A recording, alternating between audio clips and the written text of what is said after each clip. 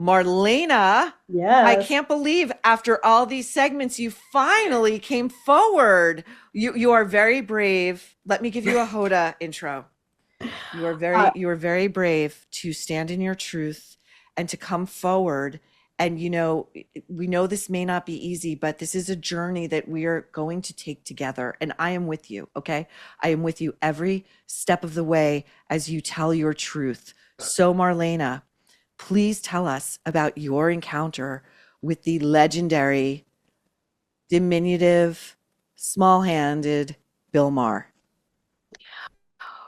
well, this is a very difficult disclosure, as you may know, Maureen, because actually, for the most part, I am a huge Bill Maher fan. But back in 2012, I had a run-in with Bill Maher on 75th and Amsterdam in New York City. I was out to dinner with my friends. We just went to go see his show at the Beacon Theater, and I looked out the window, and he was crossing the street. So I run outside, and I say, "Hey, Bill," and he turns around, and I said, "Can I get a picture?"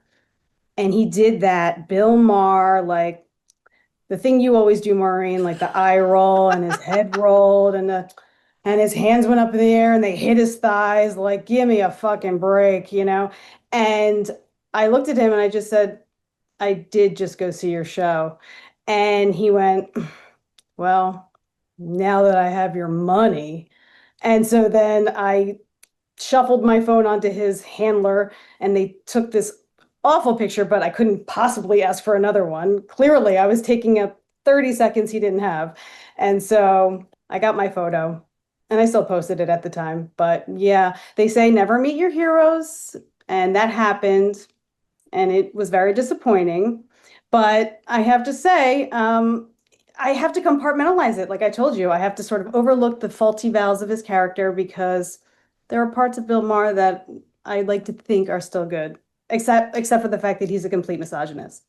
Right, except for that. I mean, listen, same way. Like I watch his show because I think there are sometimes very interesting, provocative conversations happening on that show.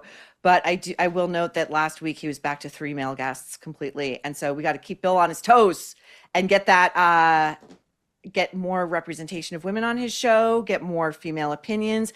And Bill should really have someone on his show to come on and push back on this narrative he's got that abused women have it coming if they don't leave immediately.